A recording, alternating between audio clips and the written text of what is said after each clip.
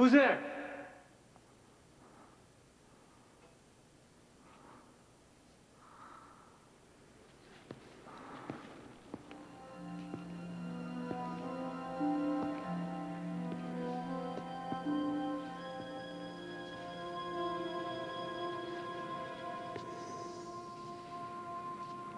Why did you kill Francesca Lavin?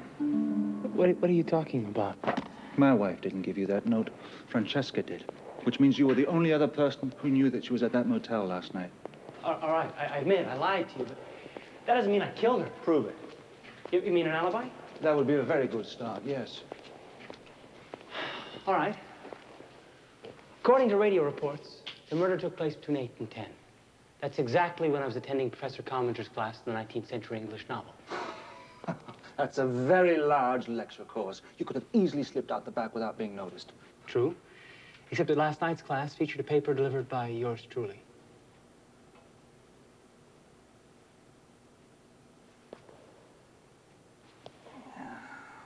Sorry to disappoint you.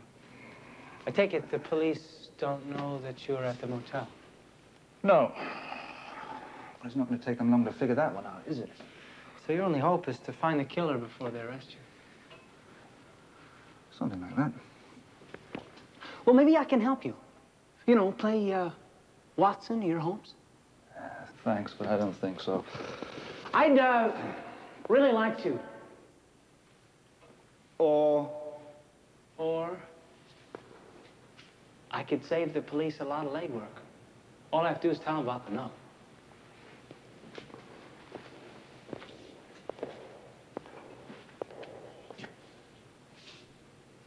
So we have a deal, right? Good. Okay, now, the way I see it, we should just look at this as another assignment. Now, first, we should remember something that you said in class the other day. What was that? Figure out who stands to gain the most from the murder, and that's probably the person who did it. Now, if you're implicated in the crime, you're through at Hempstead. I mean, I don't think the privileges of tenure include murder. I can think of at least one person who wouldn't mind attending your going-away party. Professor Henry Potter. To say nothing of how Laura will take the news about my being in a motel with a beautiful undergraduate. Looks like we have our man. I don't know. I can't see Potter killing someone just to get me out of his hair unless... Of course. What? I overheard Potter on the phone last night. He said, I got your note. I'm not going to let you do this. At first, I thought it was Laura breaking the news that she was going to meet me at the motel. But what if it wasn't Laura? What if someone else was threatening him? Francesca Lavin. But what does she have on him? I don't know. But I have a good idea where to find out.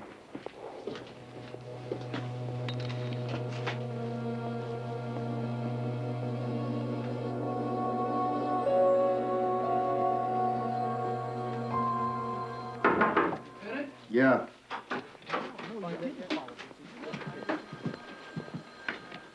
What do you got? The print. It was on the headboard. Way to go to Fazio. Check it against the Student files at the college. I did already. It came up blank. Did you run it through the FBI hotshot? Yeah, another dead end. I guess we're looking at a first-timer. All right. Look. Something I want you to do for me.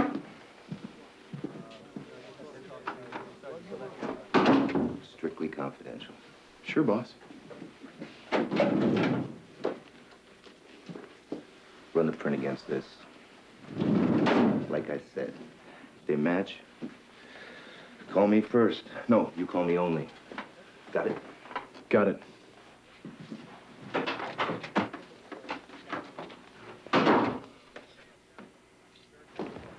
Hi. I just heard about Francesca Lavin. It's so awful. Yes, I know. Did you see Potter last night? God, Charlie, one of your students just died and all you care about is my love life? Humor me. No, I did not see Henry. We had a date, but he canceled. When? I don't know, about 6. There's a rumor going around that you were having an affair with Francesca. Is it true? No. Would you care if it was, though?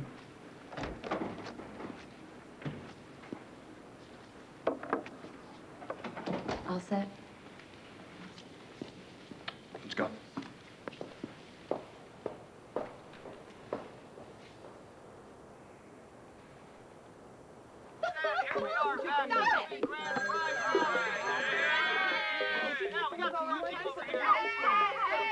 Hello?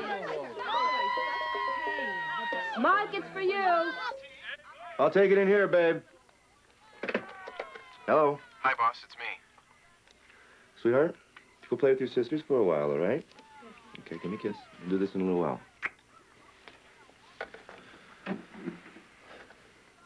What'd you find out?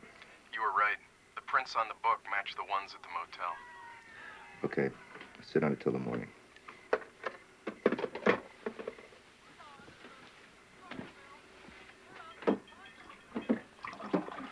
Mike? What's up? I think Charlie's in some kind of trouble. Do you really need that? Yeah. Come on, dinner's ready.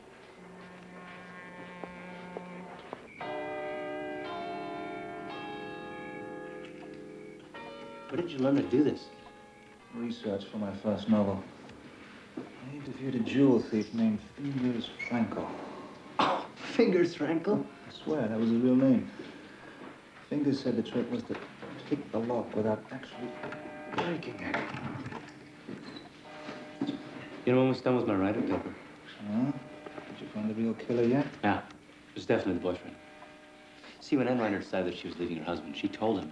He got scared. He came over that morning to break off the affair. They fought, and the lover stabbed her. Mm-hmm. Then he tried to make it look like the work of the serial killers, not realizing in that very moment that they were being arrested down in Florida. Right. He screwed up. So he had to frame someone else before the police got any closer.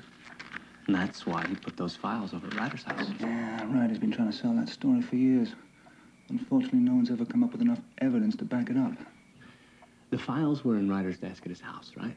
When he opened it to show you the paper he'd written for the AMA review. You saw it, and then you asked to see the How file. did you know it was an AMA article? It was in the book. No, it wasn't. I left that detail out. I must have read it in an interview.